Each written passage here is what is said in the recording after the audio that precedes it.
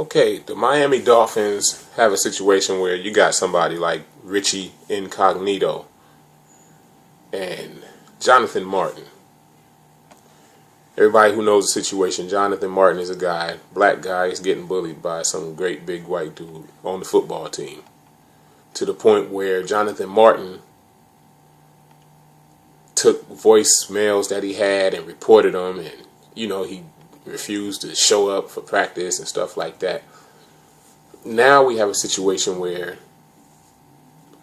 Jonathan Martin is being alleged to be gay, and Richie Incognito is off the team. He's just pretty much he's done with in terms of his professional football career. I don't think anybody's going to take another chance on this guy. The thing that jumped out at me as I listened to Jonathan Martin's story, and I was listening to Miss Lorraine Jock White this morning. She's one of my favorite hosts on any show on WAOK.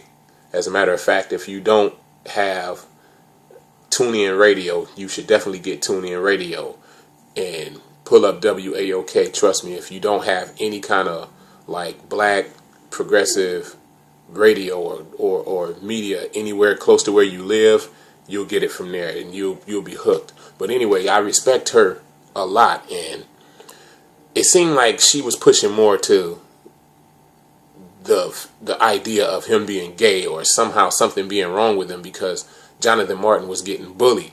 And she just said that because he's a football player, he's out there trained to get out there on the field and kill, that he shouldn't be getting bullied, and basically nothing else would make sense to why he was getting bullied if not for the fact that he's gay.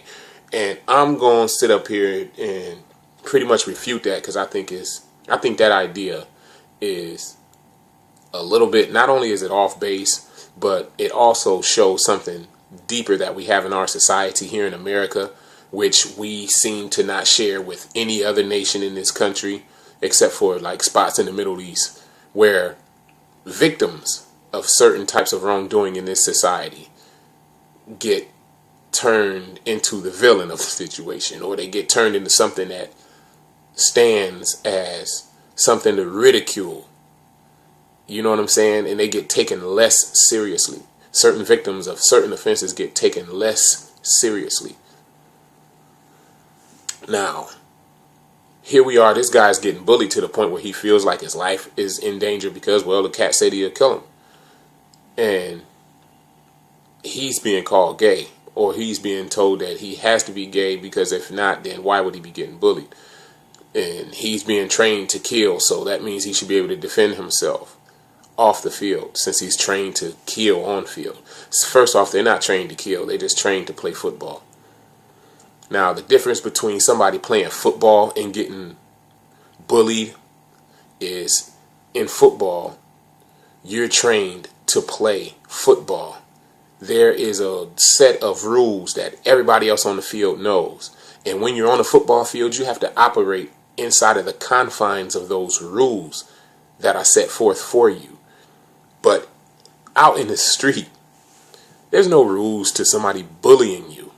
You don't know if they really mean what they say this time. You don't know if he approaches you, what does he have in his hand? You don't know what his objective is. You don't know what kind of harm he's intending on doing to you.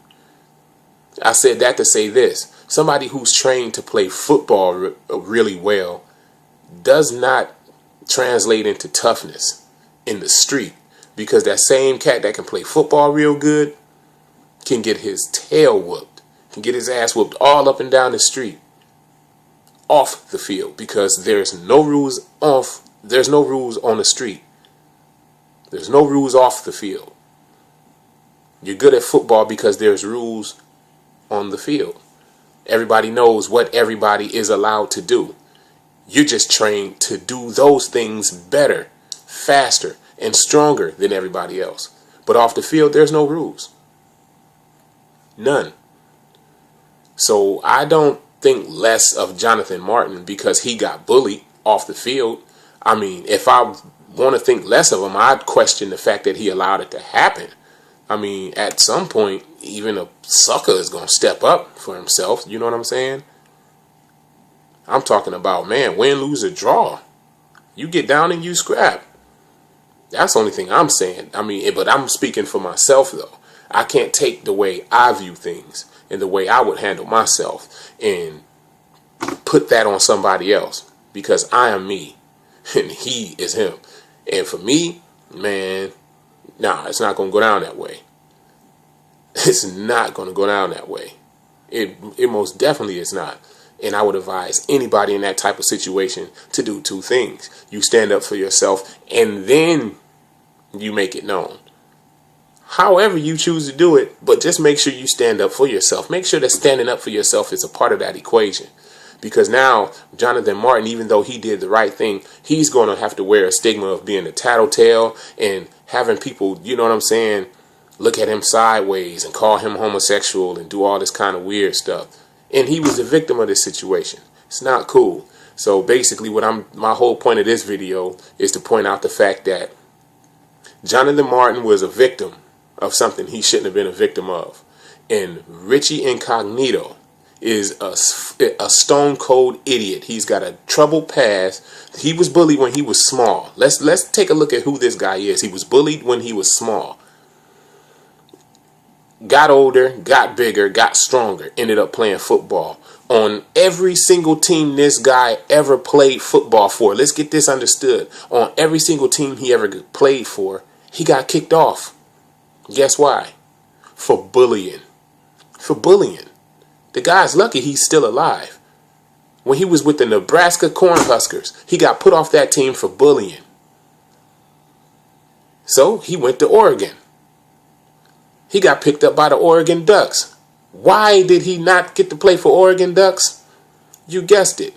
Bullying. So he came into the league with this stigma already on him because he's an idiot. So let's not take somebody who is known for this and try to boost them up as if they're tough, and take somebody who just showed up in the locker room to do what he was supposed to do and vilify him because he made it known that something wrong was taking place.